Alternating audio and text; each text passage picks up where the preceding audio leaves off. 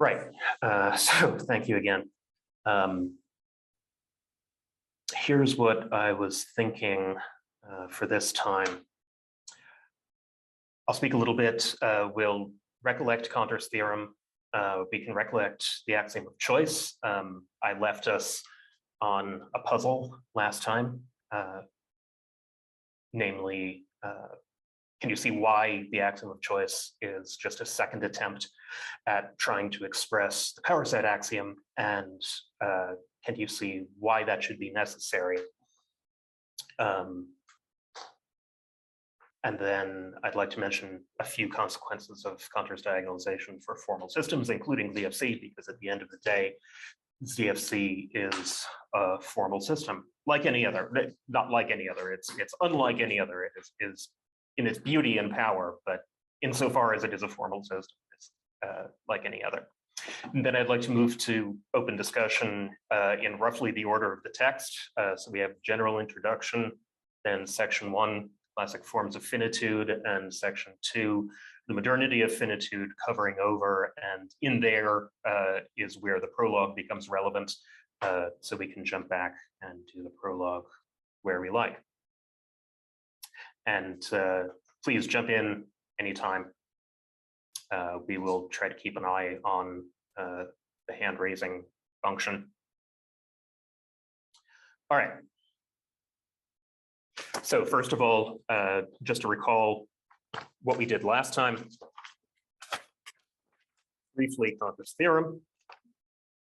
We showed last time that just by asking the question of the theorem insistently enough and compacting all of our information onto a single diagram, that we can get the crux of the proof. So let's recollect it formally. Suppose toward contradiction that there exists a set S equal in size to its own power set. Then there exists a one-to-one correspondence F between them. Consider the set D of all elements of S such that X is not an element of F of X. That's the step that seems arbitrary, right? Consider the diagonal, but we were able to derive it last time simply by noticing that in order to draw F as an automorphism supposedly between S and itself, we had to draw X either inside or outside of F of X. That seemed to be an arbitrary decision, and so that was our clue. Then there must exist a little d in S such that it's the partner of big D, so F of little d equals big D. And we ask, is little d a member of big D? Suppose it is. Then, by definition, D is an element of the set of all X in S such that X is not a member of the subset in which it is paired. So D is not a member of big D, and we have a contradiction.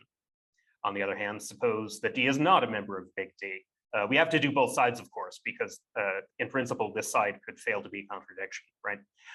Then little d is not an element of F of D, so little d is an element of, by definition, big D, the set of all X in S, such that X is not an element of F of X. So D is in D, contradiction.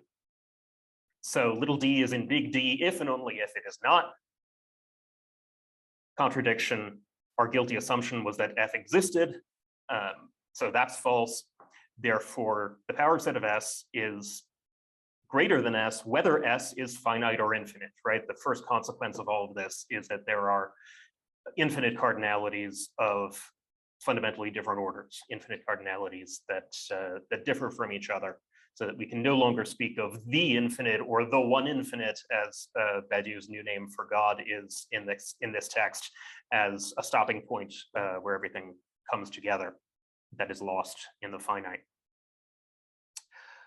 I'll skip the suggestion. We can talk about that on Zulip. Are there any questions or remarks? I'm sure you have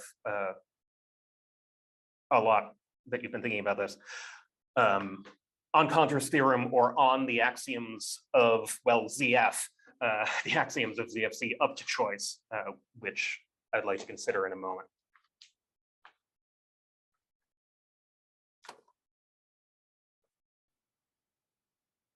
Anything at all from your notes that deserves to be noted or clarified?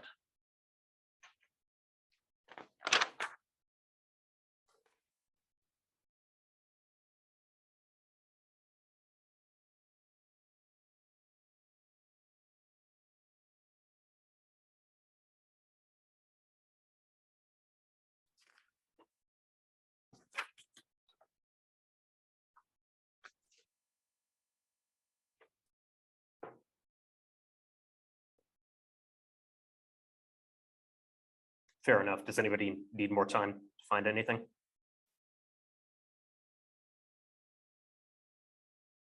All right, so everybody's good with Condra's theorem and the axioms of ZF. Excellent. Then on to the puzzle with which we ended last time.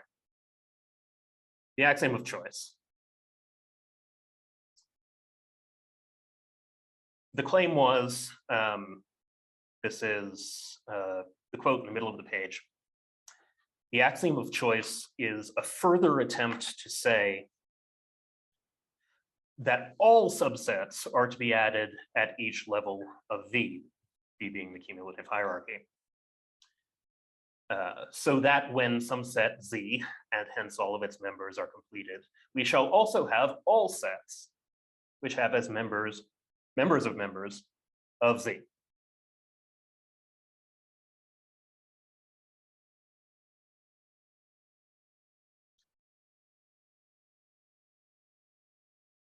All right, so first question was, why is the axiom of choice a second attempt to state Condra's theorem and to state the power set axiom? And why is it obviously true?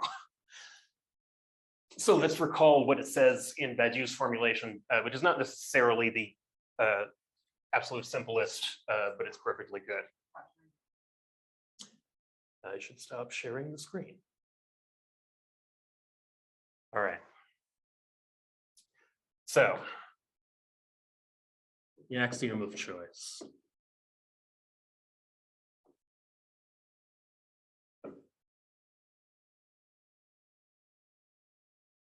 We're talking about all sets, right? He calls it A here. So A is some set. And the main assertion here is of the existence of some function f, right? So for all A, there exists an f. F is a function such that, got to get the number of parentheses right here. If little a is in A, which is to say little a is some element of A, and it's non-zero, A is not the empty set, then, I'll write it on the second line for ease of reading, there exists an X such that X is an element of little a, and f of A is equal to X. Parentheses, bracket, bracket, bracket. All right.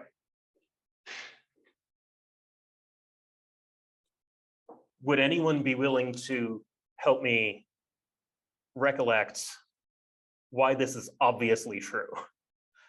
Preferably by drawing a picture to say what it means.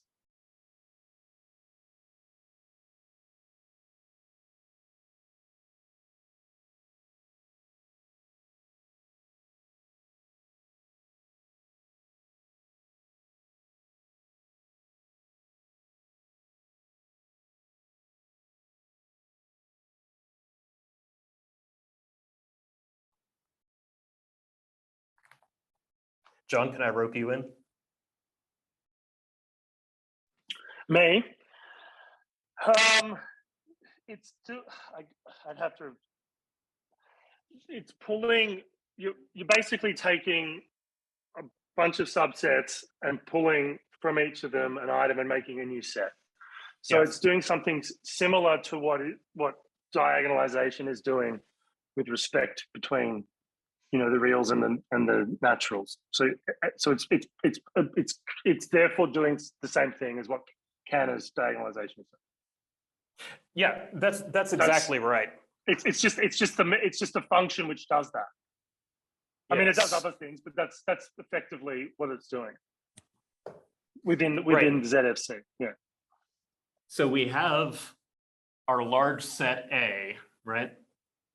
And it has some elements, so I'll write them as though they were chromosomes or something. A1, A2, doesn't have to be a countable number, just for convenience, A3, and let's stop there. And each of them, let's say, has some elements. Obviously, in general, this will be an infinite number, x1, x2, x3, etc. So what's happening is that first we're taking the union of A, which essentially means our organelle walls all dissolve here, right? And all of a sudden we have the elements of our elements promoted to the level of elements. We're taking the union of A, and then we're considering the power set of the union of A, which is to say the set of all subsets of this. And the claim in the axiom of choice is simply that a diagonal subset like this that takes one from each former element is as good a subset as any other. And it's quite clear that we meant to say that, we meant to say this when we asserted the power set axiom, right? Because we said there exists a set, the power set of A, which consists of all the subsets of A. That's what we meant to say, or we're trying to say, or wanting to say in the dialectical line that I'm pushing, that we have to go back and say this multiple times for intrinsic reasons. So it's a second attempt to say this. All right. Anything unclear about that? I know for some of you this is very pedestrian, but I also know that for some of you it's the first time.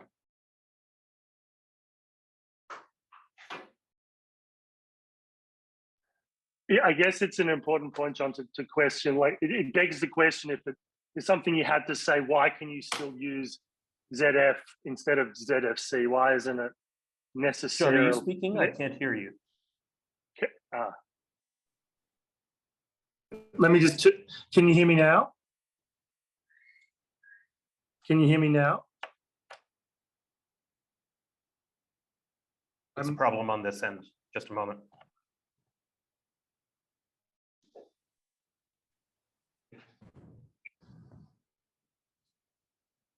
Sounds like everyone except me can hear.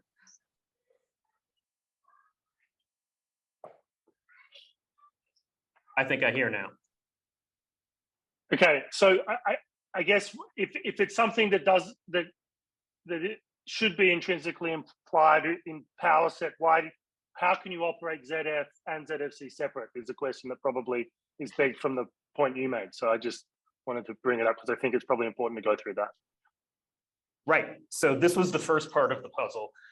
Why is AC true, and why is it just a second attempt to say what we said in the power set axiom? And the second part of the puzzle is, why should we need to say it again? Why should it be necessary to come to the aid of what we've already said? We have this foundation of ontology, Cantor's theorem, and we express it by saying that the power set is always greater than the original set, whether that set is finite or infinite. Fine. Why should we have to say it again? Other than John, who has a suggestion?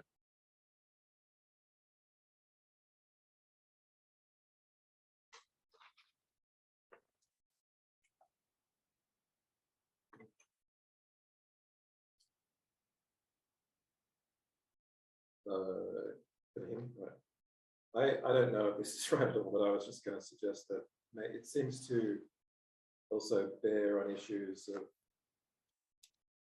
intuitionism versus non-intuition. So far as we're saying that we can choose one element from each subset without necessarily knowing which one it is, or so it seems to imply at least a non-intuitionistic element. Right. So I don't know whether that's true. So there's the classic problem that F is not constructive, in the sense that we're not given any rule, right, about how to pick out these elements of these former sets. And that certainly bothered the intuitionists.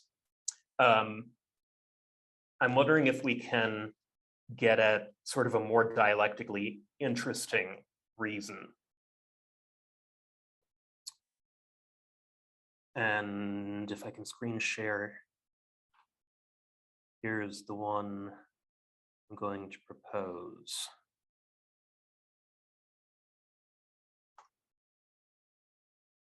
Is it back? Okay. Claim that we should need a second attempt and that we will always need another attempt, an omega plus first attempt, is, I think, rationally intelligible.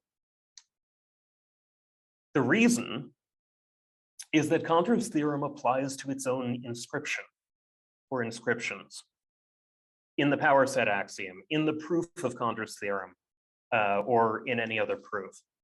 So if we believe the theorem, right? The theorem is always telling us that there are more subsets than can be indexed by the elements of the set that we started with. Well, that means that there aren't enough names to index all of those subsets. And so we have the unnameable coming on to the table. And there are certain things we desire of proofs, being human beings, right? We desire that they be of finite length. We cheat a little bit in ZFC and don't necessarily demand that they have a finite vocabulary because we use axiom schemata, but we use them in a harmless way. It's only a countable vocabulary, and those formulas are recursively enumerable. So those nice properties that make a proof intelligible to us themselves have a cardinality. And Cantor's theorem can be about the difference between the cardinality of the objects, the signifiers that we are using in order to try to express the theorem, and the objects, the subsets that we're trying to talk about. There aren't enough names to go around. There aren't enough proofs to go around.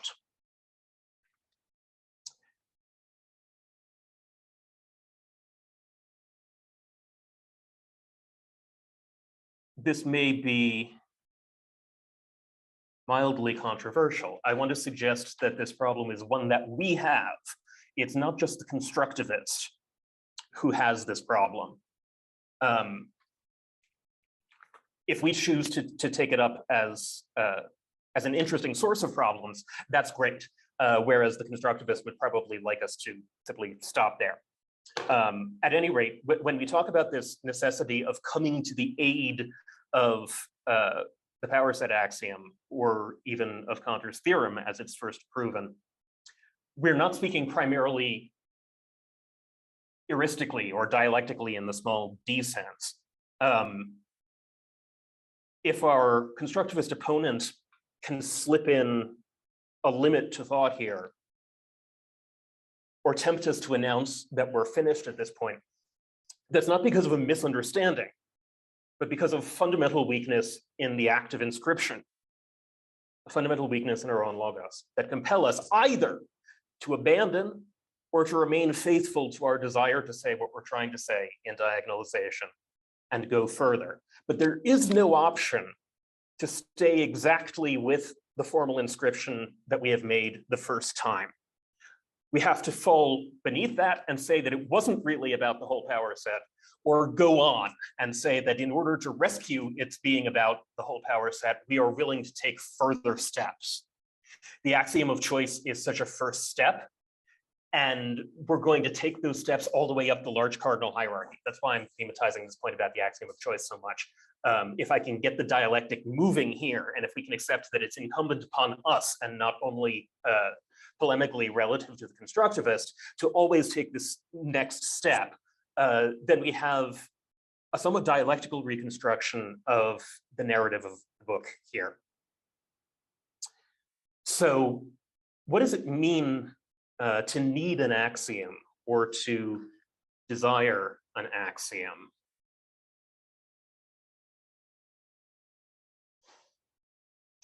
Just to say this briefly, once again, in analogy to Church-Turing, which we talked about last time, I think when we talk about needing or wanting an axiom, we're talking about a phenomenon that exists only at the edge of formalization.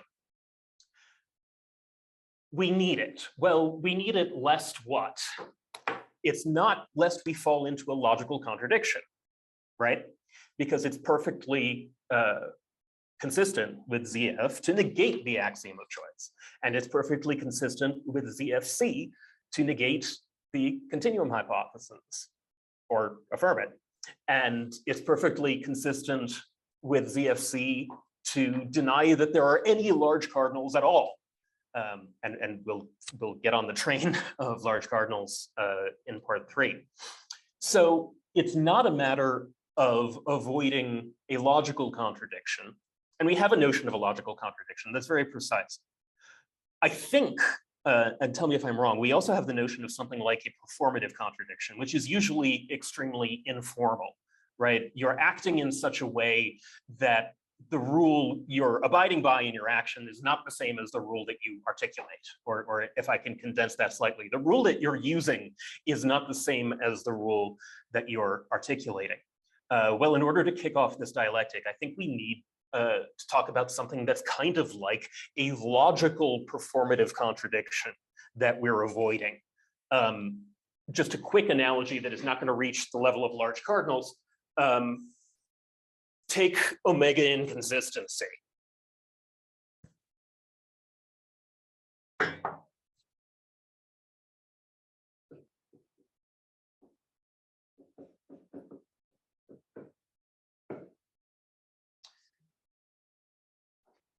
Right. Take omega inconsistency. Does anyone recall what omega inconsistency is?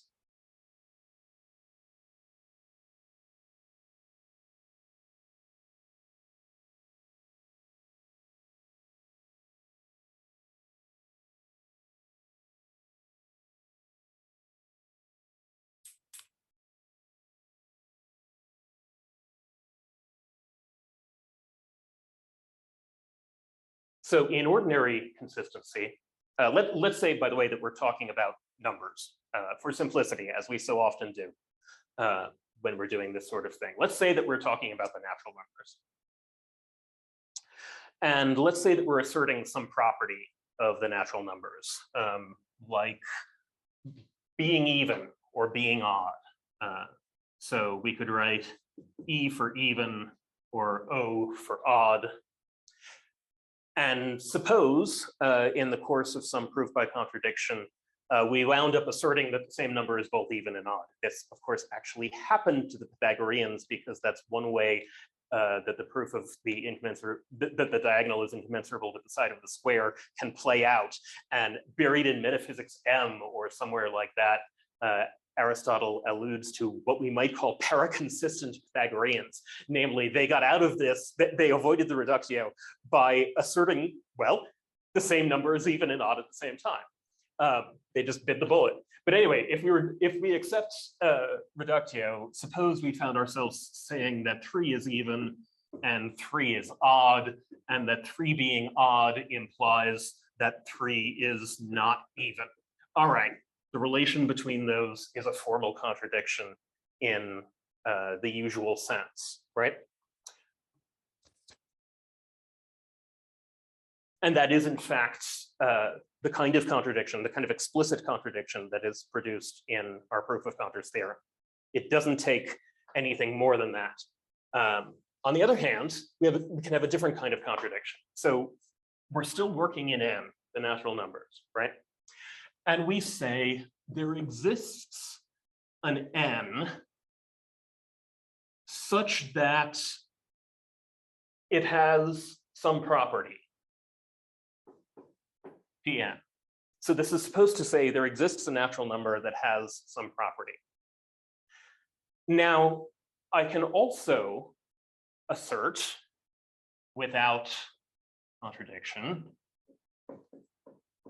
that that number isn't 1. 1 doesn't have that property, obviously.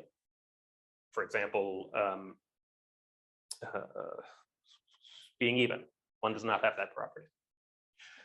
And I can assert that 2 doesn't have that property. And I can assert that 3 doesn't have that property. I can assert that 4 doesn't have that property.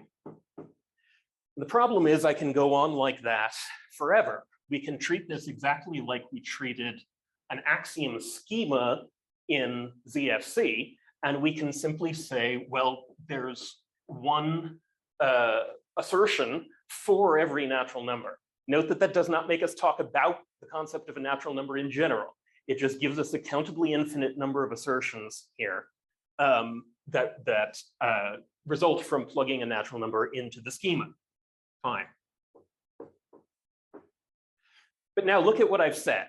I've said that there is a natural number that is P, and it isn't any of the natural numbers as we understand them. Do you agree with me that this is not a formal contradiction in the sense that we had before?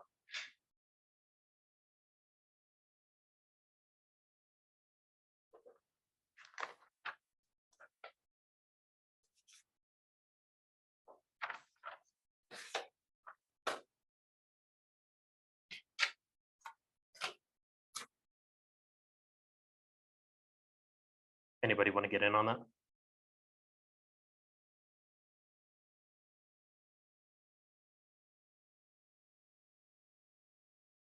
Does anyone disagree? Does anyone think that it is either acceptable or a formal contradiction?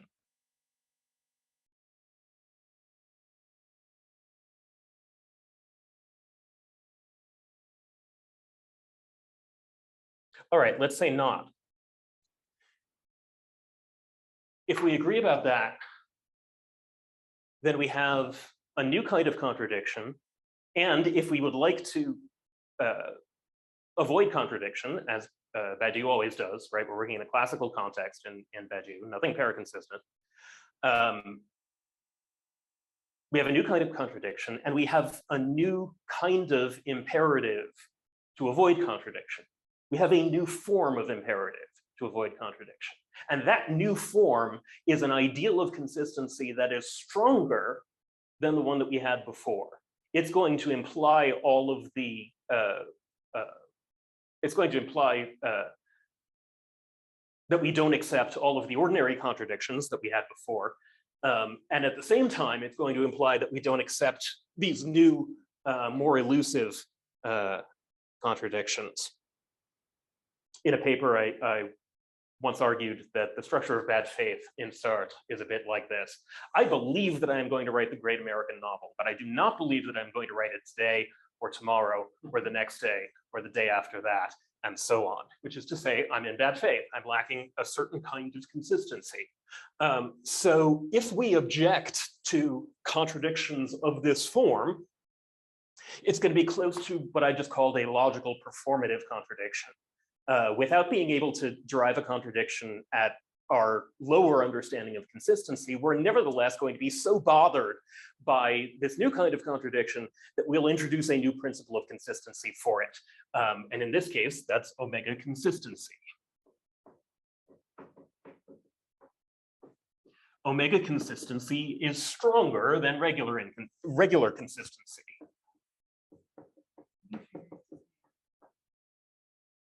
Dimitri, please.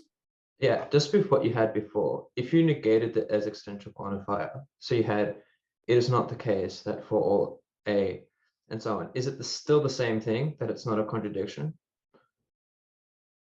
Yes. Okay. So which quantifier did we start with? You said for all X. For all, okay. If you negate it as existential, you have, it is not the case for all A. Yeah, it's not absolutely the same kind of contradiction that we had here, but it is another contradiction that can be described in the same way. Namely, it's not formal if you limit yourself to this language, to the first order language of arithmetic, where you can talk about numbers one at a time, but you can't talk about the idea of a natural number. Yeah, it's perfectly good from that point of view, and quite perverse to say there does not exist an n such that not P of n, right?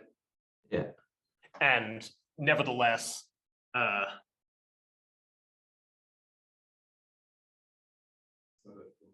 sorry? Asserted for only both the natural. Right, and not P of 0. Nope, Positive zeros. sorry? That's in the positive form. So.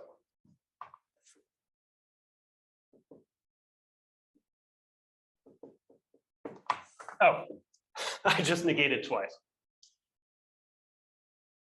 Right, so it's just as good this way. Mhm. There exists an n that does not have property P, but etc. So you're right. It does have to do with the existential quantifier here. Otherwise, if you have a universal quantifier, you can localize a contradiction because all of the natural numbers are going to fall under the scope of the universal quantifier. Excellent, thank you. Oh, yeah, that clarifies it. Do we agree now? We agree. Yeah, yeah. Okay. So omega inconsistency, if we rule out phenomena like that, if we say to us they are like logical performative contradictions, we'll get all of regular consistency back, but also this stronger principle that excludes perverse examples like the one that we just had. And in a way, that's a very strange idea, I think, that there should be degrees of consistency. Last time we had degrees of infinity. This time we have degrees of consistency. And curiously, they're the same thing. As we go up the large cardinal hierarchy in sections 3 through 5, you can think about us getting larger and larger infinities, but it would be a mistake to think only that way. What we're also getting is stronger and stronger forms of consistency, stronger and stronger demands that, in a certain sense, what we're doing with our logic and what we're talking about have to be in a kind of alignment. And maybe that is driving toward an asymptotic point that can be expressed in a Parmenidean way where thinking and being are the same. Badiou lets himself flirt with that language. So, right, large cardinals are not only forms of the extremely multiple, they're also forms of the extremely one when it comes to consistency strength.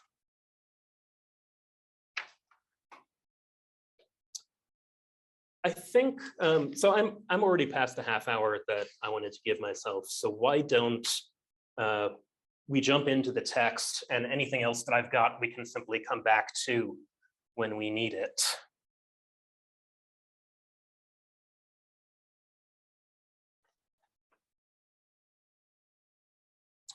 All right, we have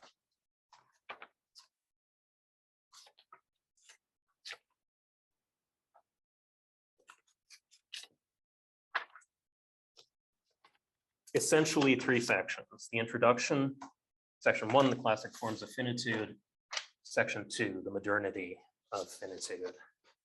And I take it that you have read this and made copious marginalia, and that we are ready to go over it.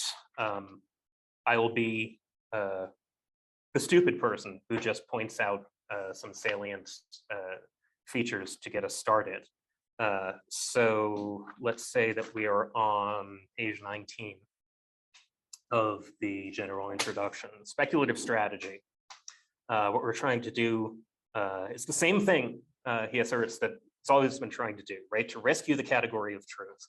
And we have these 4 oppositions that we're able to hold in mind simultaneously, right? Absolute while local, eternal while processual,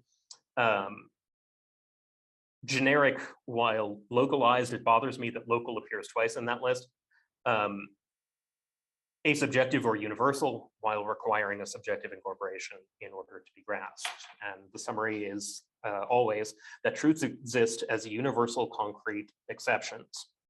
Then we have the announcement that there are two opponents, as always, as we talked about last time, with respect to the three orientations. Let's see. The next thing that I have that seems interesting to me is on 21. Well, not that seems interesting. The next thing that I would point out is on 21, where capitalism and technological expansion are referred to as a loose expansion of the finite. And then in the next paragraph, we have some strong speculative theses. The finite has no being. And what appears to be the being of the finite is the result of the operative intersection between two infinities of different types. And types is meant in its full quantitative sense here, of different orders. So we've already kicked that off with Condra's theorem, and then it's going to acquire a new potency with large cardinals. Top of 22, bottom of 21, top of 22. This is opposed to Romanticism's project to capture the infinite in the finite nets of love, revolution, or art. Rather Cartesianism than Romanticism, the passage goes. My view of truth is rather that they extract from the singular path of infinite operations a hitherto unknown finitude whose existence takes the place of being. That is why the essence of the finite lies in the infinite. I think that might be the first reference to place that we have in the text, by the way, which is going to be a pervasive, sometimes it's called a metaphor, sometimes it's not, for V, the constructible hierarchy universe of sets. Right, and then we have the nod to Descartes. The idea of the infinite is clearer than the idea of the finite.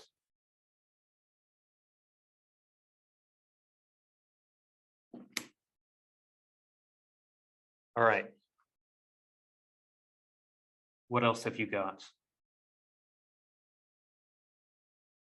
Yeah, I see that there's something in the chat, but I don't have the bandwidth to monitor that at the same time. So would somebody speak up?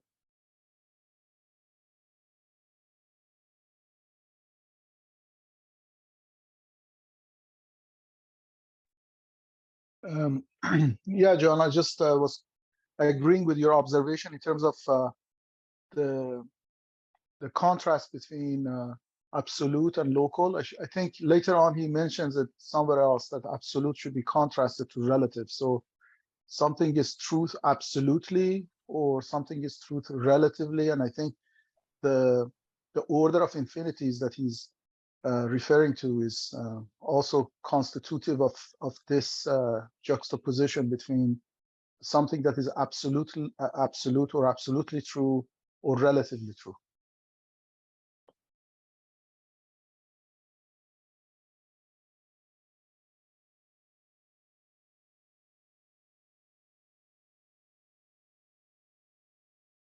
I think the third point of those three bullets is sort of trying to bring it back to being an event two, right?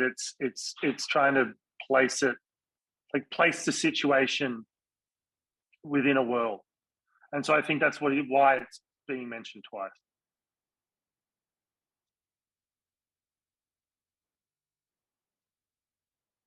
Like in both cases, I think he's trying to refer back to the concept of the situation. We can't hear you, John, I don't think.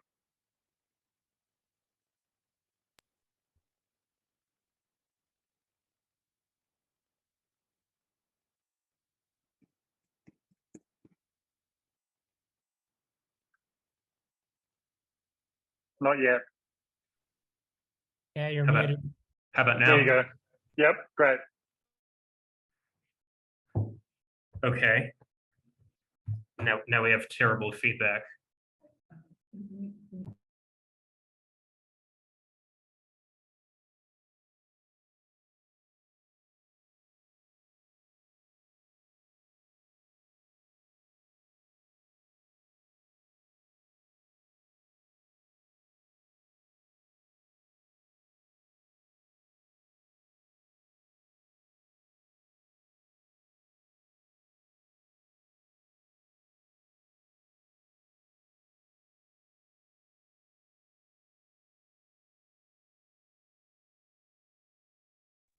We can't hear you, John.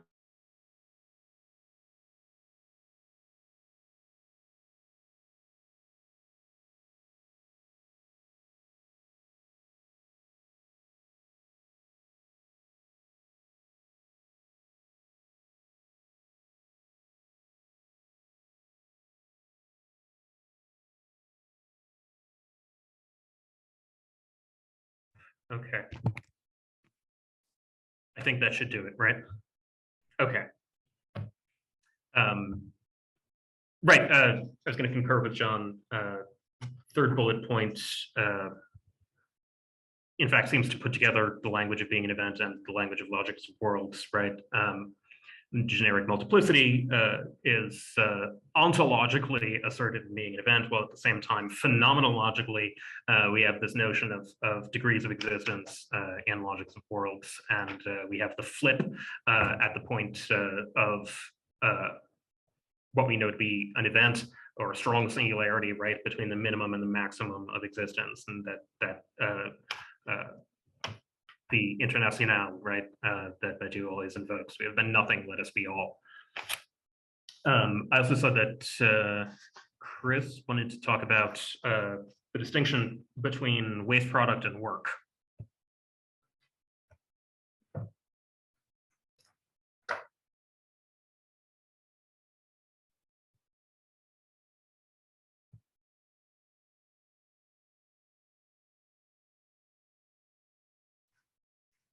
Chris?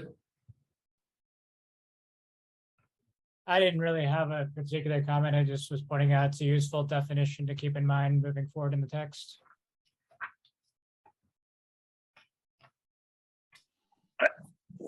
All right. John, I had a point a little bit further down the line on page I think it's from page 70 to 72. I think it relates to what you were talking about earlier with respect to the choice axiom and its inclusion.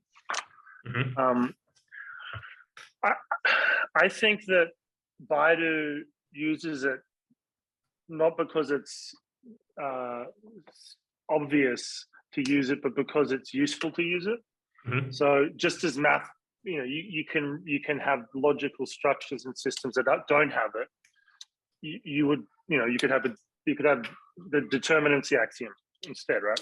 So, but most classical mathematics uses it. He uses it as well and finds that in doing so, it fits in line with what Miyasu talks about in After Finitude about reducing correlationism and I agree. But what I would say is that it begs the question still, which is the first thing he says at being an event, which is math is ontology, right? Mm-hmm. The question is which math to which ontology, and he's mapping a form of ontology which requires choice. Mm-hmm. Yes, but there could be others, right? So that's important. I think that's an important point to remember as we go up the hierarchy. Certainly. So I want to agree with you, right? The classic arguments for choice are maximality, which he cites here, and usefulness, which he also cites here. And indeed, Hawkins has a nice passage somewhere where he explains how weird classical mathematics would be without the axiom of choice. So we get weird consequences from the axiom of choice, like that you can dice up two spheres and rearrange them into 5 of the same size. It's the Banach-Tarski paradox. But you get even weirder things if you don't have choice. Right, so that, and I wanted to add to it this dimension that I think of as dialectical, that there's also a kind of obviousness to it, and that obviousness is grounded in a second attempt to say, or coming to the aid of the power set axiom.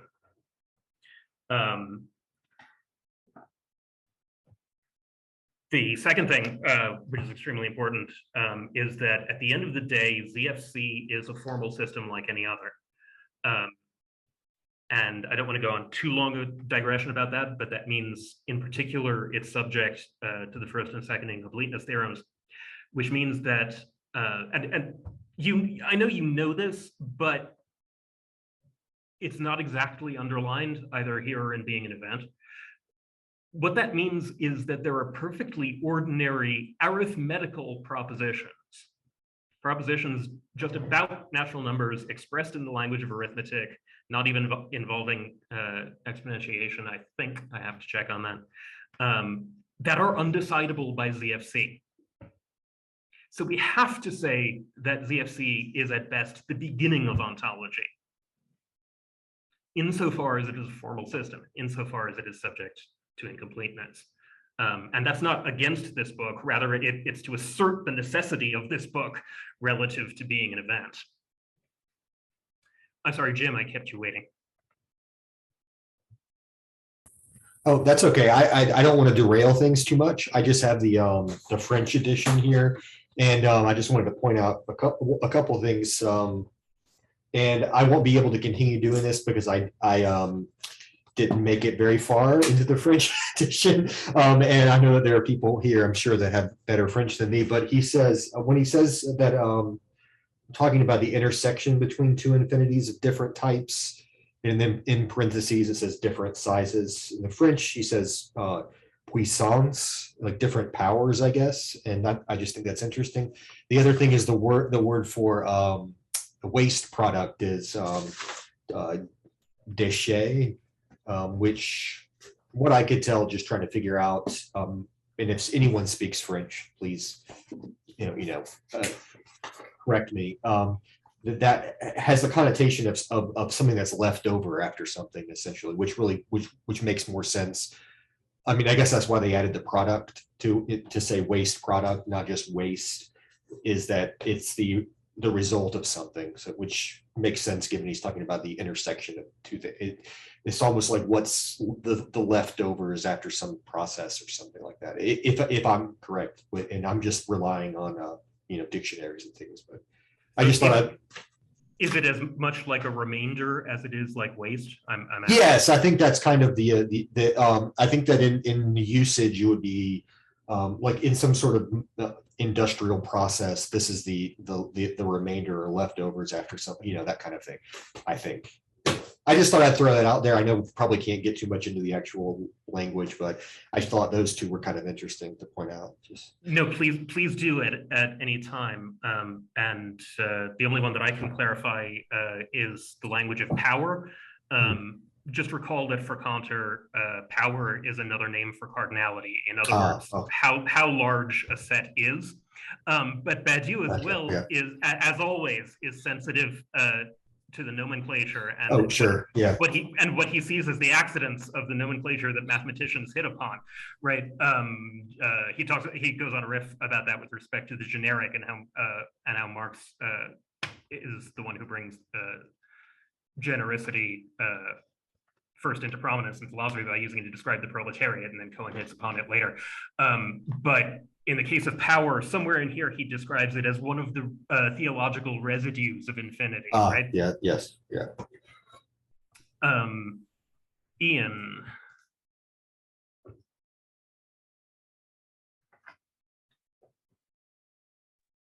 You want me to just read that comment? I mean, I was just kind of going off what Chris and Jim were sort of going in, just because, I mean, I'm on the last chapter right now, and it's all about the definition of what a work is just like extremely essential. And like it's been really difficult to even understand it without like a really, really precise understanding of what he means by a work, because it's kind of that typical Badiou thing where he takes like a word that we use every day in life and makes this like gigantic meaning around it. Yeah, I don't know if you wanted to kind of expand on it more, John, if that's too far off the rails, but yeah, I don't know. I would invite anyone to. I don't have a shtick yet about the work. That is also like, it's the last chapter, so you might be getting ourselves. So I've been bracing myself for the march through large cardinals more than paying attention to the very end. So you're just ahead of me on that. Yeah, well, I probably braced through the math a little bit more to get to the Cultural Revolution part. I can't lie. Chris? Okay, so in regards to the waste product, I'm looking at page 89. It's the bottom of the accessible finite section, and basically it is a passive finitude that is not even able to conceive what it is the waste product of. Even the slightest monetary transaction is a waste product of capital, a passive execution of its transcendental circulation. So capital effectively functions on a sort of infinite process of MCM, whatever you want to, repetition of capital and surplus value, all that shit. But it's the worker as a consumer that becomes the waste product of this. It's their finitude in that process, that the finiteness of the worker as a consumer compared to the infinite repetition of capital as a cycle. You get a waste product. Nice. What do people think of that?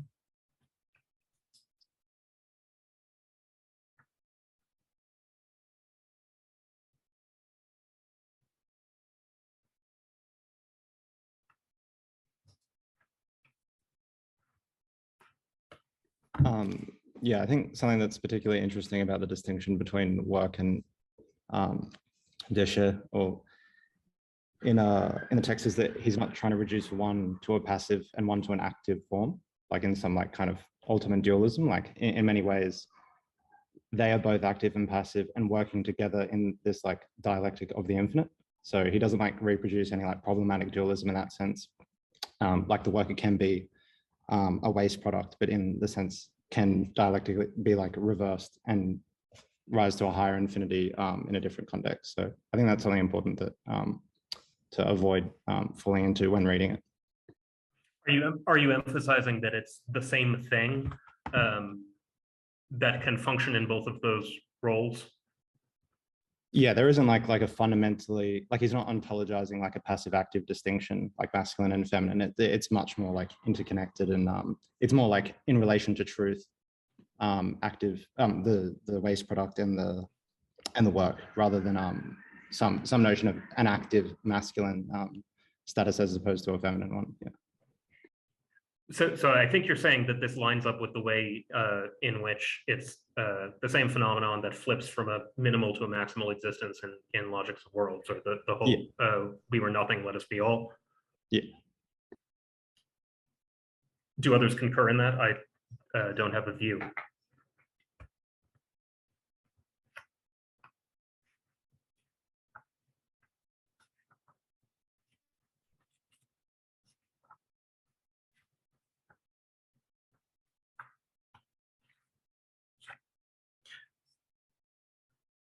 Well, suppose we go on. Much of the rest of the general introduction is devoted to talking about Contor's theorem, which I think we've done sufficiently.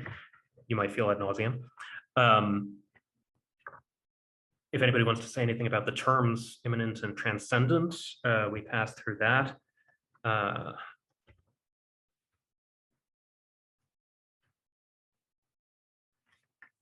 And we have our first talk of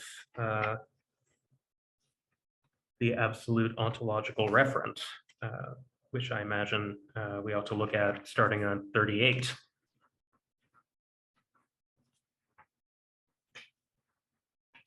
is a relatively short section.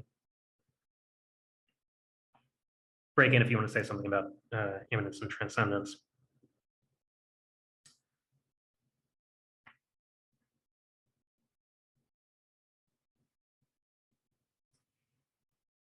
"39, to be provocative. What I mean by absolute ontology is the existence of a universe of reference, a place for the thinking of being qua being, having four characteristics."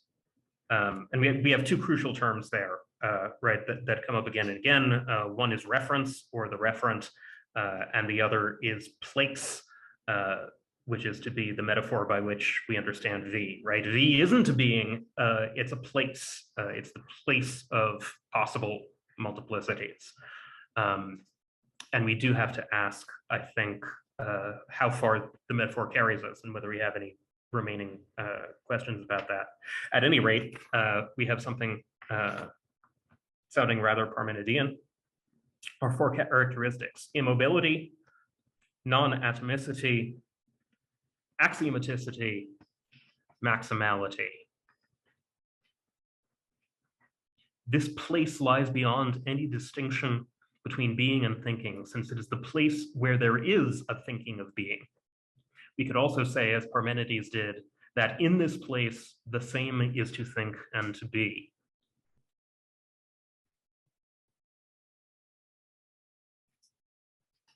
This is so far from what one might expect out of contemporary philosophy that I'm sure people have strong reactions to this, allergic or otherwise.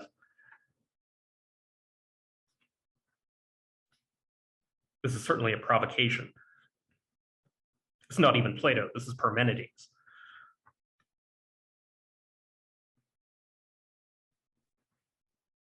I mean, he argues basically the same in theory of the subject now. I mean,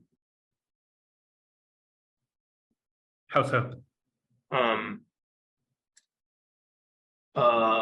Like,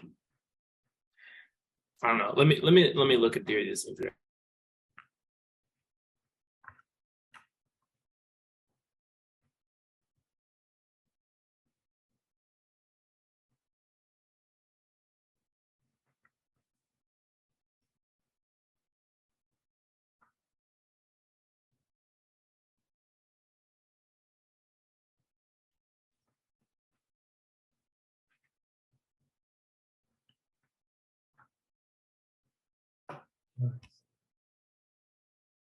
Yeah, go ahead. I was just wondering if you would like to give us a paraphrase of how you understand that quote from Parmenides, the same is to think and to be. I mean, is that the same thing as, say, an absolute idealism in the German tradition, or is it different? Or It's very hard for me personally not to take it that way. Yeah. I mean, it's very hard for me to not think of the Parmenidean absolute as what inflected into the relation of in itself and for itself we get ostensibly at the end of the phenomenology. Perhaps the reference to Spinoza helps to moderate that to some extent. I don't know. What do people think? I would add in a little like nuance, if that's right. Like I think it's in Being an Event 1, it could be in the Logics of Worlds, but the chapter on Hegel, he specifically criticizes the global identity Hegel draws between thought and he says, he basically says, I'll admit a local identity between thinking and being, but not a global one. Mhm. And I guess the way it manifests in this text is that although it does kind of end up in some Parmenidean notion of the absolute, it's a dialectized notion. So it's kind of like when I'm not sure if it's going too far ahead, but when you do get the absolute, it's dependent upon both the notion of identity and difference. So the absolute includes within itself difference and identity. So it's kind of like Spinoza and Parmenides, but also with the dialectical twist that I think breaks it outside of some dogmatic kind of mysticism. Some have argued, I mean, including famously the Neoplatonists, that just the reference to thinking in Parmenides also does that, right? That splits it into some difference at first between thinking and what is thought about, so that the assertion of the same has to be a reconciliation of the two that includes difference in some way. But I'm especially interested in what you just said about locality. So we're used to the evental site, right? Whether in its being an event form or its Logics of Worlds form. Here we have a different kind of locality. But locality is still at the heart of the matter. Here we don't have a site, but we have an absolute place. What do you make of that?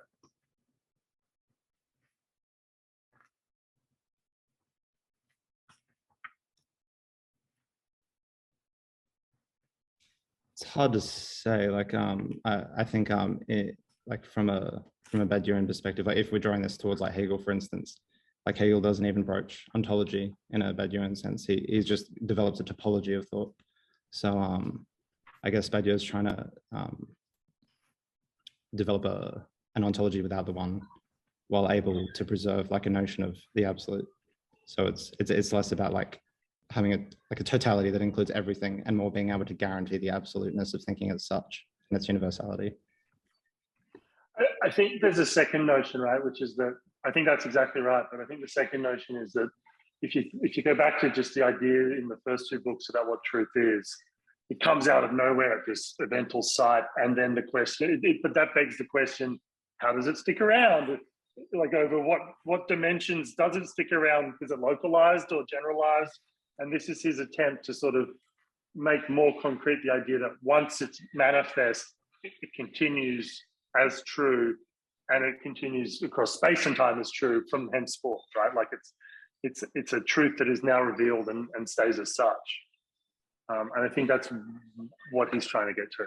And so that's why this absolute notion becomes important and why he comes back to, I see how that's true of the situation in being an event, and I see how that's true of the way that a singularity transforms a world in logics of worlds. So are you suggesting that the difference here is now that not only does a truth transform its situation or its world gradually, right, by gradually connecting it to the extant predicates of the situation or the world, which is what the construction of a generic set is. Are you saying that in addition to that now we have the criterion that relates a truth to place in a different sense, namely that a truth touches upon this absolute place?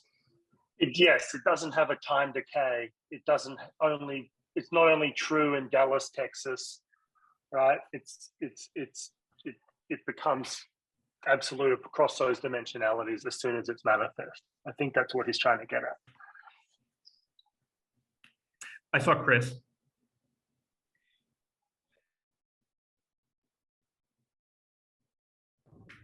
So the question of absolute ontology, what I understand or what I'm getting from it is it's the idea that everything, if we're going by the Parmenidean principle of thinking and being, then the it's an absolute situation, first of all, and that situation is complete.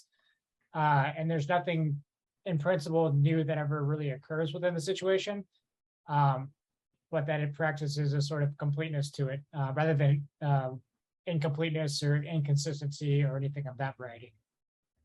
Is that onto something there?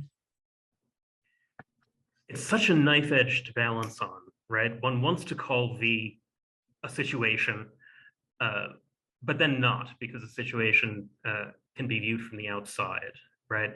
One wants to say that it is neither incomplete nor inconsistent, but there's a strong case to be made that anything that is, even if its being is the being of dunamis, has to be at least one of those and possibly both.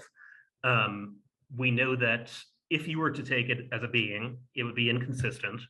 We know that all of it that you can take as a being is incomplete. Does this new language of potentiality or dunamis that's introduced right back where we were, does it succeed in finessing that duality? Is there something about the language of absolute place and the language of potentiality that allows us to escape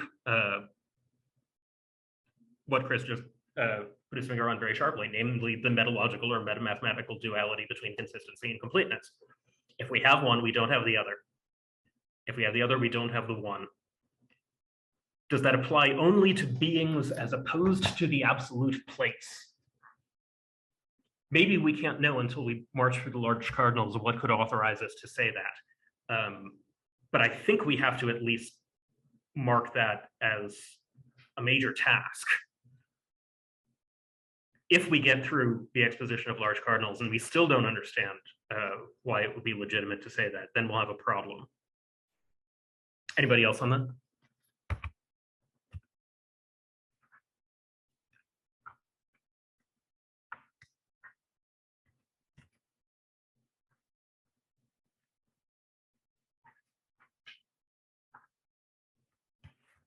Note that duality is the same as the reappearance of the three orientations, right? Both the constructivist and, if you accept my revision, the dialetheist or the friend of paradox, think that you have no choice but to talk about the place as a being.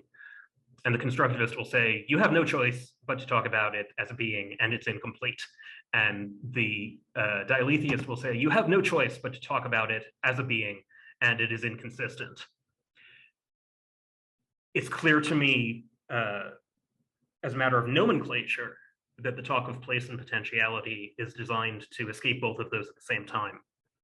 I want to know more about the logical machinery by which it does so.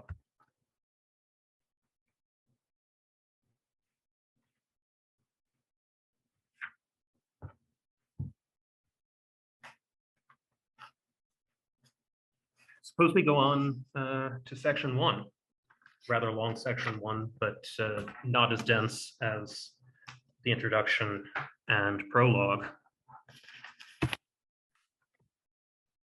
Here we have the kind of recognizable human stuff.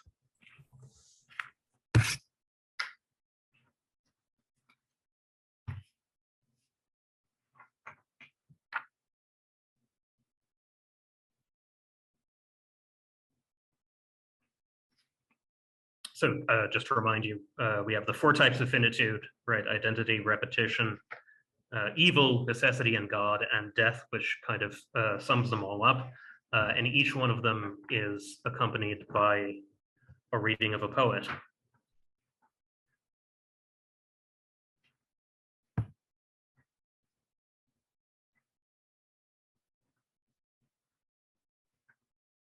And the occasional appearance of Ahmed.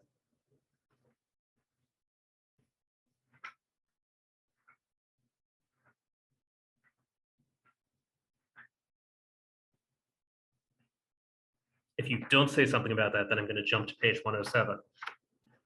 Consider that a dire warning.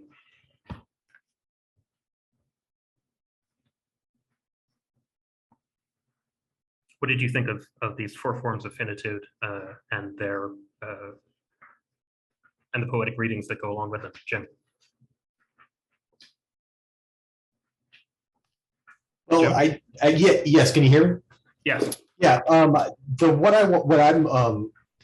what interests me early on in this section is C2, the 4 types of finitude, is, well, page 94 at the top, when he says that he's kind of redefining what he means by finite, that in set theoretical ontology, the finite is a meaningful characterization only under the retroactive effect of the existence, which is assumed of a first affinity, and so on. And basically, the idea is that to be finite means to be able to be covered, essentially, rather than to be literally finite in the everyday sense. And I think that this, since we're starting to get into the poems a little bit, this reminds me of something that he says in I think in Aesthetics, that a work of art is essentially finite. He says it is trebly finite is what he says, and you know, the work of art is also he calls it the paradigm of the work. And so I just want to me, I always was confused a little bit by his in an aesthetic saying that the work of art is essentially finite, and I think he actually says somewhere that it's the only finite thing that there is, it's or something along those lines, is the work of art. And to me, that does. And then he goes on to talk about works of art as if they were infinite, at least in some sense, or capable of being situations, which we have to assume are not finite, generally speaking, right? So that I think that's a really interesting way to look back at what he's saying. I mean, because he also says in aesthetics that it's really the essential thing, and I'm paraphrasing him, but is the relation between the infinite and the finite, which is a really interesting thing to say in a book about aesthetics. And I think so. That's why I think this is a really important thing to point out. And I think it's also important for us to maybe pay closer attention to the way that he talks about the poems and things than we might otherwise. Yeah, I would like to get into a closer reading of those. I'm sure that people have something to say about that. Just two things about the finite. One of them, yeah, thank you so much for bringing that up. We simply have to accept as a premise that in this text, finite means constructible. That's said straightforwardly when we get to the ontology of covering over in C9, or maybe it's even in the previous section in C8. So constructibility, right, just means that we can reach something ostensibly higher by means of taking into account only the predicates that already exist in the given world. So this is the quickest way to neutralize Cantor's theorem, right? If you want to deny Cantor's theorem, then simply limit yourself to considering the definable subsets rather than all of the subsets. Then you don't have to make the second or n plus first effort to come to the aid of what you mean, because then you've said it. But the theorem itself then collapses. There are no more, cardinally speaking, nameable subsets than there were elements to begin with. Why? Because you can use the elements as indices. So the very minimal atom of a name is just the use of the elements in order to index a class. So there's that, and it looks to me, I'm curious whether you agree with this, that what may have been a fixed distinction in the aesthetics between the infinite and the finite is thereby turned into a relative one, where any lower infinity can be finite for a higher infinity. I don't know what that changes, though, about the status of the work of art. And finally, just to put a bookmark on this, we could talk about it in the Zulip. One of the weirdest consequences of the axiom of choice is that only through a slightly weakened version of it do you really get something like an intuitive definition of the finite. That's weird, and I'll post an explanation of it. Does anyone want to pick up with the work of art and or these particular readings of poets?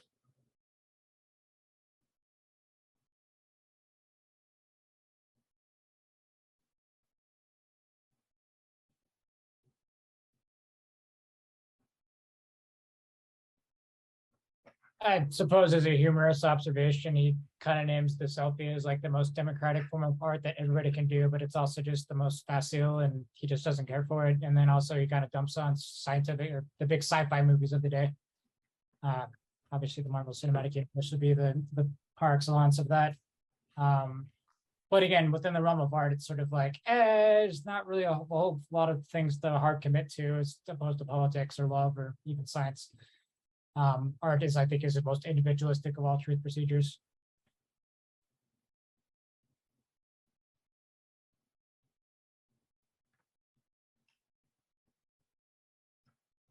I'm sorry, do you mind if I jump in here, Chris? Do you think that Badiou thinks that art is individualistic, or is that your theory? In Being an Event, he basically makes distinctions between the truth procedures themselves, where obviously politics concerns the collective at a maximal level, whereas the procedure of love concerns the two at a minimal level. And then the scientific addresses itself universally to everybody who can understand the proof. And then the art is sort of just subjective, but it's also not, in a sense, I mean, there's still art in the sense of it's a truth.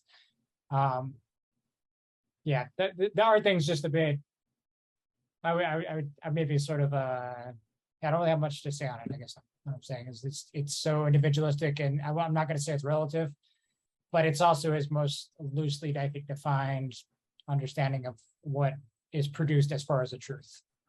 That's what I would say. Does that answer your question? Is it all right if I jump in? I think later in the book he does explicitly say that although like genius is like a way of talking about like the genius of the artist and stuff, it's always mediated between the individual and collective level to some degree. Like there's always art, like schools of art and stuff like that. So I think it may be later in the book that he talks about that. So even though like we could say maybe it is individualistic in some sense, there's definitely that mediation with non-individualistic elements of the truth.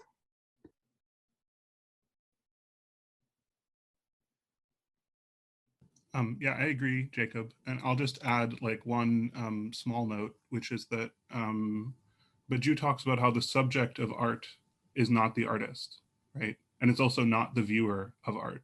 The subject of art like is the, what he'll call the oeuvre, right? So it's not travail. Travail would be like working in the sense of labor. It's oeuvre in the sense of like producing a work of art, right? So we can talk about, I mean, the example he uses in Logics of Worlds is like serial music, right? Music that's atonal. And so atonal music would be an example of like a collective work. And then there's different artists who are participating in that collective work, but it's sort of a more or less coherent enterprise. You've got that synchronically, and then diachronically, it reactivates previous works, also understood as oeuvres, right? The upshot of art as a truth procedure is that it is what is produces an object without a subject.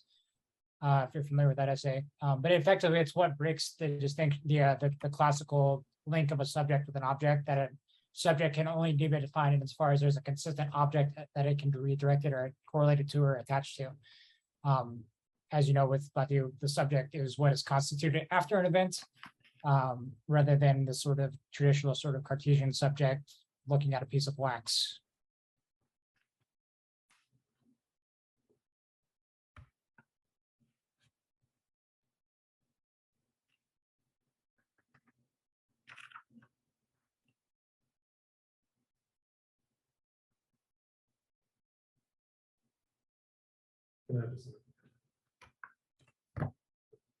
A comment from Zach here. I was just going to comment that it is interesting in the Coquito that you know, the most famous paragraph, he actually says use of the language of decision, the point where Coquito comes to back up exactly how it goes. So something like, therefore I can decide that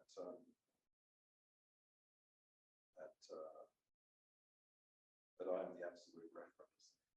So it's perhaps the, you know, on a close reading, maybe the Descartes is perhaps a bit closer to Badiou than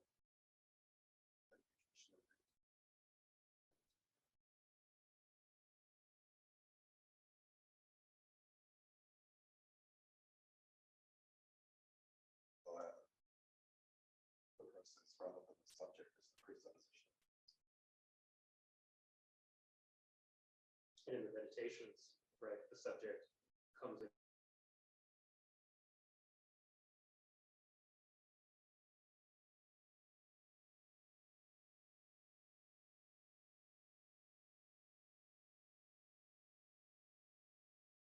Hey, John, you're muted. Thank you. Sorry. I was just recalling the other bit of Descartes that we had in here, whereby the Cartesian subject of the meditations comes into being through the delimitation of the infinite, which is clearer than the finite. I grasp myself as imperfect being relative to the idea of a perfect being. Mind if I jump to 107? We have here, to me, just an absolutely remarkable text, and it's only a page and a half long, so I'm tempted to read it together. I have scrolled in the margin an ethics of Cantor's theorem, because I think this is actually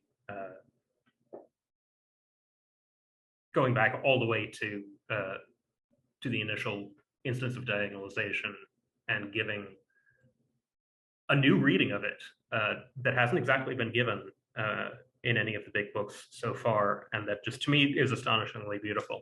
You might as well have called it totality and infinity, but we know why he doesn't do that. All right, 107. Let us take the frequent case in which identity purports to represent a finite totality. The minimal classic case is the family, the intermediate case, the nation, and the maximal case, race. In all three cases, separating names, the Thibauts, the French, white people, designate the identity of a closed finite set. Let us show, this is at once, this purports at once to be a demonstrative and an ethical argument, I think, which is just core Badiou. Let us show that the same as the logic of this identity cannot avoid the danger of being absolutely dependent on the other. Indeed, if this totalization accepts its finitude, it cannot purport to be the equivalent to the infinite. The finite determination of an identity is also the abandonment of an infinite opening of that identity. It can therefore not escape the possibility that outside this closed totalization, there are other identities, even identities that might themselves lay claim to infinity. Though it seems hypothetical, this possibility is very real in many figures of hostility toward the other. Hostility toward the other, in fact, often involves the suspicion that the other is attaining a dimension, perhaps even an infinite one, which, insofar as you must remain the same, it is impossible for you to attain. This is Lacan, right? All hostility toward the other, in whatever form, is impotent and envious. Psychoanalysts have explained this in the following way. What is envied in the other, envied to the point of wishing them dead, is the very great possibility that they are enjoying pleasures that are unknown to us. This is a much more convincing thesis than the explicit conscious declarations made by the rabid identitarian, which are always of the variety, that other person qua other is a loser and inferior to me. That, however, is just an interpretation after the fact. The innermost conviction, the terrible suspicion, is that the other, whose existence is guaranteed by the finitude of the same, is actually in some realm whose infiniteness is obscure to us. That is why any closure of identity is also a grave and paradoxical danger for identity itself. All right, I think that was the A side of the dilemma. Now the B side of the dilemma. That danger leads to the tendency to lapse into an infinite totalization, to present identity as a pure law of the same whose closure is not accepted. This is the case, for example, when rather than speak of the French, we prefer to speak of French values or even our values, with an implicit ellipsis there, I think. But then, since the sphere of the same has been infinitized, we will run into the possibility of the process revealed by Cantor's proof. The impasse of the same leads to the emergence of the other. The danger this time is not the danger of an external entity presumably attaining unknown pleasure. The danger is that the other might emerge within the same. Somewhere, right within the same, there will be a sudden emergence of the other at its own point of impossibility. Of course, there will then be an attempt to purge the totality, but you will either fall back into the danger of the finite or maintain the infinite. We're sharpening the dilemma to a point of real explicitness here. However, since the threat of the imminent emergence of the other can only recur, the purging will be interminable in the strictest sense of the word. Nothing can guarantee an end to it. Obviously, this is going to be familiar to us in other forms from political and ethical philosophy, from Agamben to Girard and many others. All right, just to finish out this text, where the dilemma is stated, I think, with maximum clarity. It is clear then, given that this question of identity is at bottom the ordeal of a repeated impossibility, why it is only natural that there should always be something crazed about identity. Indeed, two possibilities exist. Either it presents a closed totality, and in that case, the externality or otherness is so threatening and enormous due to its infinite nature that you will keep reinforcing the barriers, building an infinity of barriers, which is incidentally impossible since you are in the realm of the finite, and ultimately give up or die. That was the long paragraph that spilled over from 107 to 108, right? That's our first alternative. Or else, the totalization is infinite, and in that case, otherness will emerge as an internal enemy within the identity of the same. Hence, a purging with no assignable end, which you will also have to give up sometime or die. We see in concrete history that the desire to achieve a pure identity, a beautiful identity, and I don't know what the reference is there, an identity able to be totalized, to appear in the guise of a homogeneous whole, is always aggressive, deadly, undergoing endless purges. But that is its logic. It is not some pathology. If the identity is closed, it undeniably fears its infinite externality. And if it is infinite, it is unable to control the law of the same, because some otherness emerges within the same.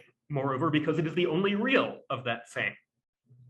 The problem with identity is that the other is, in a way, indestructible. That is why people will commit countless excesses and abominations in the name of familial, national, racial, or religious identities. Try as you might to exterminate the other, something of them remains indefinitely as an irreducible threat to identity, which consequently fluctuates between finite and infinite totalization without ever resting. Conclusion. Ultimately, the closure of the same is impossible, because if it is finite, the otherness is too enormous, and if it is infinite, the otherness is too present, or I think one could say intimate as well.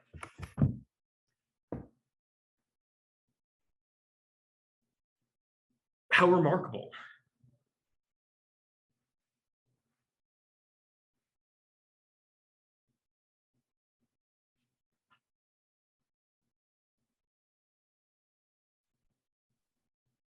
So a quick thought on that is if we were to double back to page 91, he basically links this explicitly to Nazism, which is always, I think, beneficial with Badiou is, in our sort of parlance and discourse, everybody gets referred to as a Nazi in some way or another.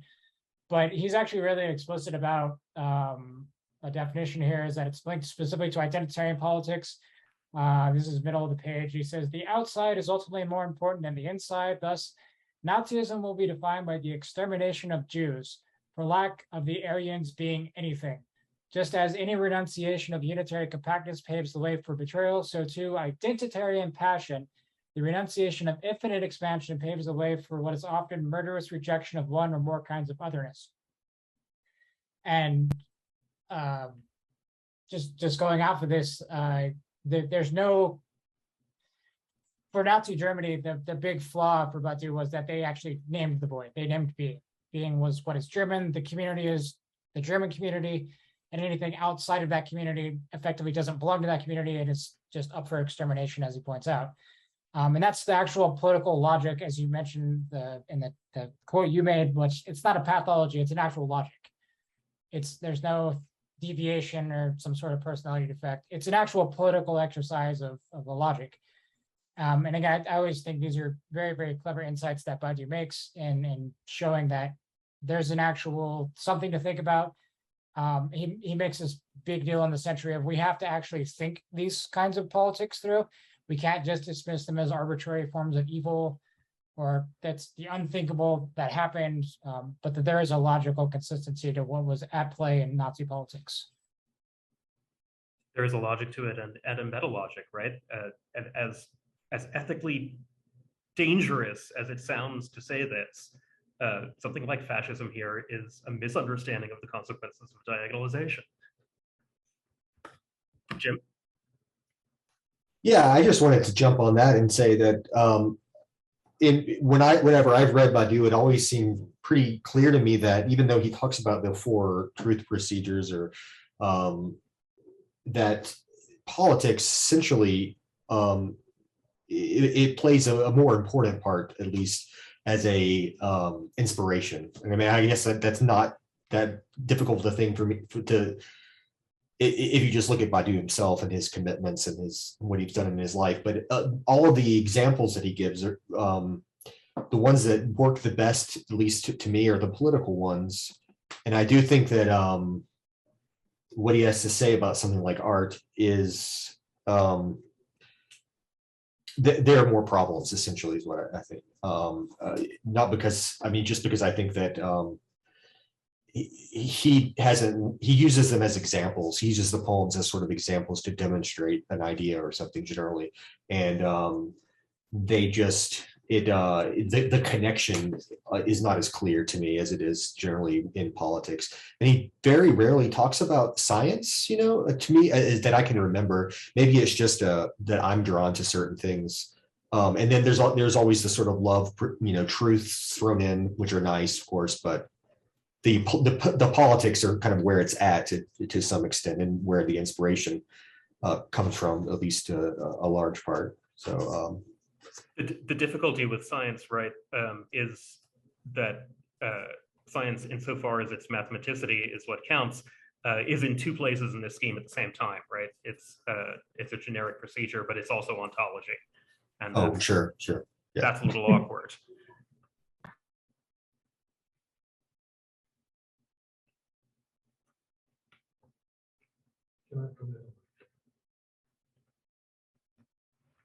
Remark from Zach here. I was just wondering, because I don't know the text or Batu that well, I'm just wondering how you can, what's the diagnosis to take away from this dilemma? It seems like in his terms, perhaps the option that he's looking at an option where, you know, of a non-totalizable infinite or something like that, right? So the infinite hierarchies and so on. Is that correct? And then if that is correct, well, what do you see as other alternatives? Say I'm thinking maybe of Levinas, or I don't know, other approaches to the other, which would be on the face of it quite different to Batu.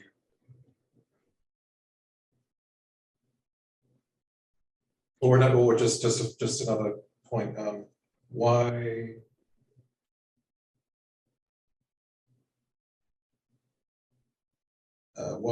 does his conception of why is his conception of the infinite finally going to avoid this notion of hard identity, given that this notion of hard identity seems to be what's causing problems?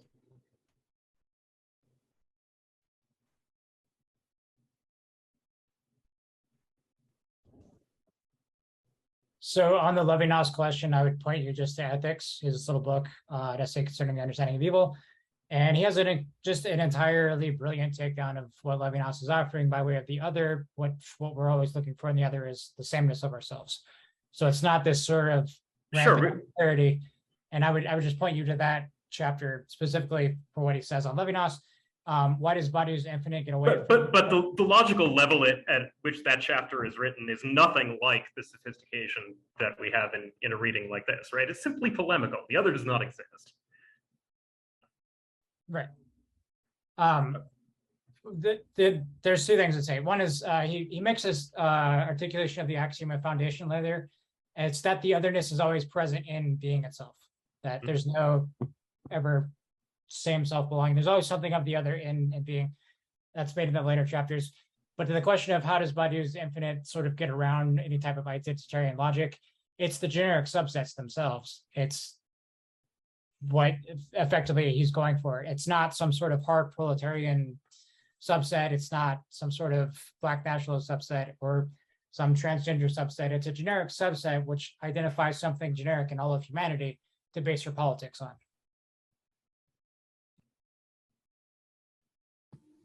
Is it okay if I just quickly respond to this? Please.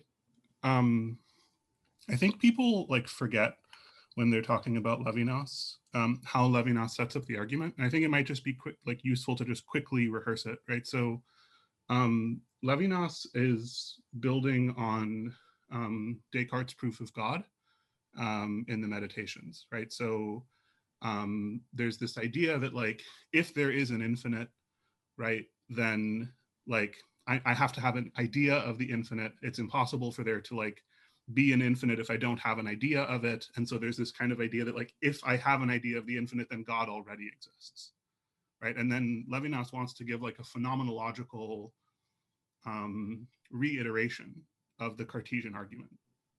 I think that the sort of the contrast between Levinas's deduction of the infinite, if you want to call it that, a kind of phenomenological deduction, and what Badiou is doing is that Badiou is saying, well, it's not something that you can deduce from your idea of God or your idea of the infinite or your idea of the other.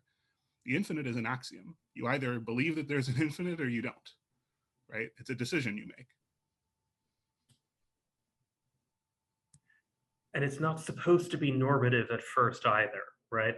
The infinite is just what there is. We have this completely secularized infinity, except of course it becomes normative very quickly.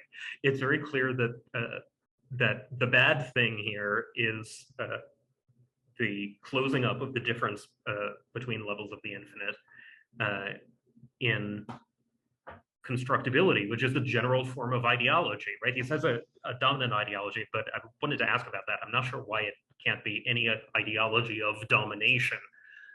Why it can't be a cult or something like that.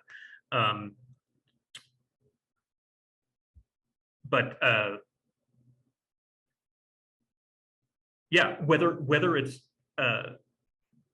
strictly axiomatic or not, whether it's normative or not, all of these seem subject to very strong pronouncements, but then whatever is being excluded by them pops up very soon somewhere else. Sorry, that probably wasn't all that helpful.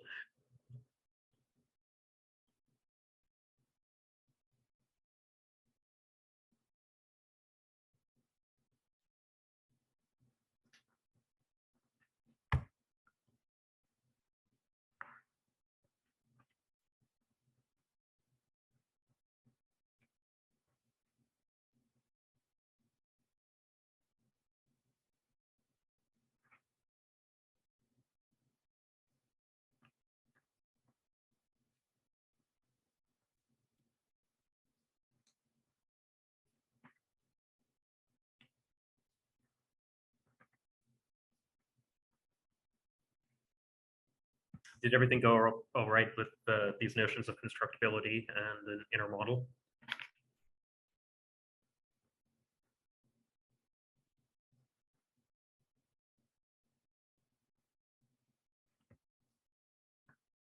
I think it's fortunate that forcing won't play all that central a role in what follows.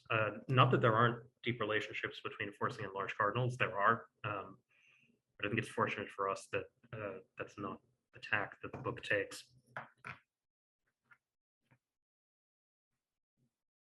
We have a few minutes. It's completely open.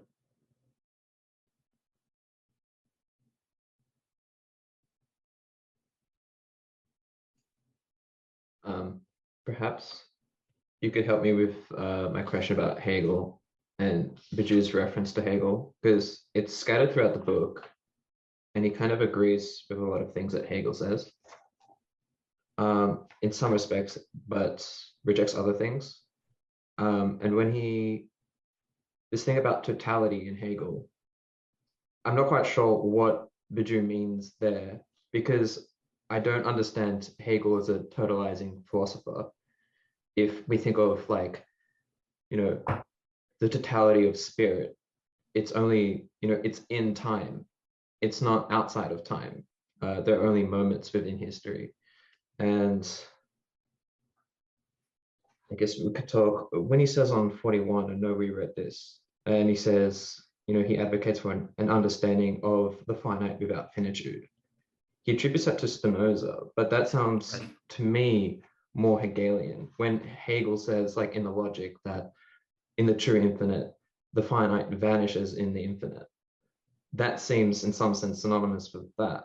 So just throwing it out there, but, you know, because it's difficult because he doesn't really quote Hegel at all, but he does say a few things about Hegel. So it's a bit tricky for me to sort of like clarify.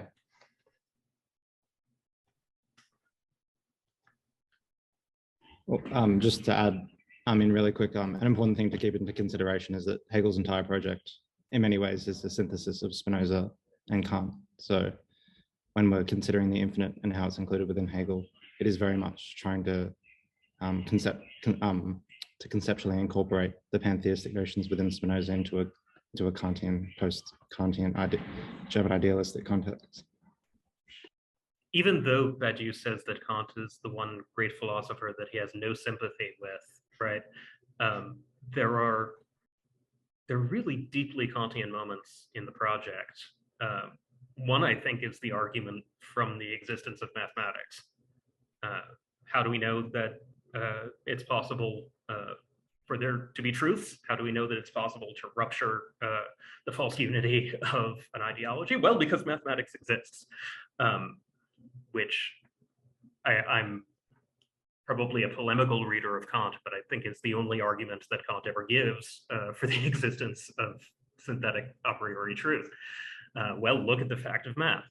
And then there's also, I keep being reminded of Kant when Badiou talks about the four truth procedures. Because when he's pushed on that, he says, well, there are four because I couldn't find any more. And it reminds me a little bit of the post-Kantian attempt to try to go back and deduce even further the aspects of the categories that for Kant are just have to be accepted as given. In particular, I wonder whether there will be a danger in the post-Badiousian context of people trying to deduce the four truth procedures from something else, or to deduce the absoluteness of mathematics from something else. No, but I like that because I think Madden Delar has like a paper where he says like when Lacan says that he's not Hegelian, usually he is, and and the other way around. So there's definitely stuff like that. I don't doubt it. So he could be saying, yeah, I agree here with Spinoza when he's more siding with Hegel. Although, like, I won't go too much into it because I mean the book's not about Hegel. There's just a few notes here and there. I guess the other one was sort of the question I had was the referent to the absolute in Hegel that Badiou agrees with when he says the absolute is with us from the start. And I think because originally when I read that, I thought, that didn't seem right, but it is true. Like in the phenomenology, he really only talks about the absolute as like a direct object, in the first 100 sections, and after you don't get anything like that. You really only have the absolute as a kind of predicate. And the way I kind of get it is the absolute for Hegel first starts off as a kind of negative. So you only have what the absolute is not. And then he develops that into things like absolute subject and absolute substance, which I think together kind of form a paraconsistent logic when he says the true can only be, everything hinges on the true being grasped not only as substance, but also a subject. And I wonder if there's something, okay, can we talk about paraconsistency and V? Is there anything paraconsistent about V? Or is it not appropriate to apply that notion to V? He's remarkably ecumenical here about it, which keeps reactivating my suspicion that that the dialetheist as opponent isn't fully recognized here. We get such nice things said about paraconsistency. I'm trying to find it. It's like, yeah, in a way, my thought borders on paraconsistency. Yeah.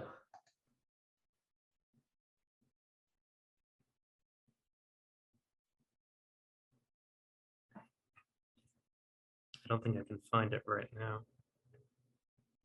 Do you remember what I'm talking about there?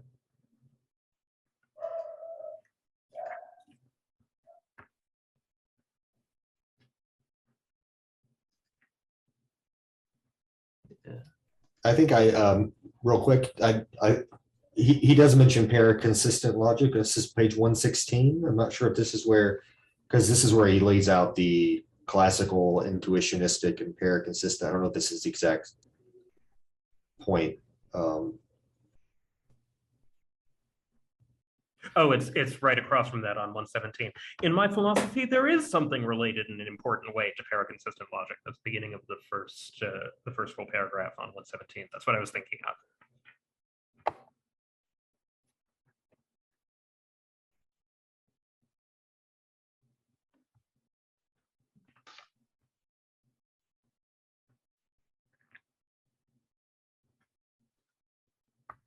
I have another quick comment, if that's okay, just about this passage.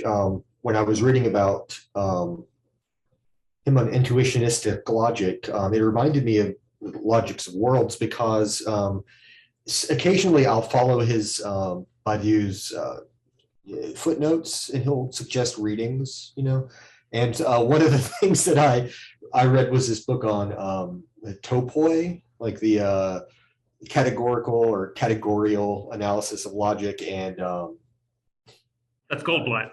yes, exactly, yeah, and the reading these kind of mathematical texts is a weird experience for me, because I get most of it, and then I'll get to a point where there is something that's kind of mind-blowing, and then it's hard for me to continue going. Anyway, and that was a good example of that book, but I got to the point where talking about the sub-object classifiers, and talking about category theory and all that, and these objects that are basically creates an intuitionistic logic. And so when I read this passage, I was a little bit surprised at what he was saying, but I guess that for him, would it be fair to say that intuitionistic logic generally is something that you would see on the level of appearance, not necessarily being That seems to me like it has to be right. Yeah, okay. I just wanted to make sure that's what. Yeah. Both of these would be opponents if they ontologized their logic, right? And I'm even inclined to read the three orientations that way. The constructivist is an ontologized intuitionist, and the metaphysician, although this isn't clear in the text, is an ontologized paraconsistent logician. Both of these are incorporated as moments into a basically classical ontology. We know, as you say, that intuitionism belongs to appearance because the intrinsic logic of the topos is intuitionistic. And here we have something like a fleeting but extremely interesting gesture to something similar with respect to paraconsistency. I almost want to say, just from the short text that he has here, that intuitionism is to appearance as paraconsistency is to tolerance, which is not exactly the virtue that one first expects to be coming from Badiou. Am I wrong about lining those up in that way?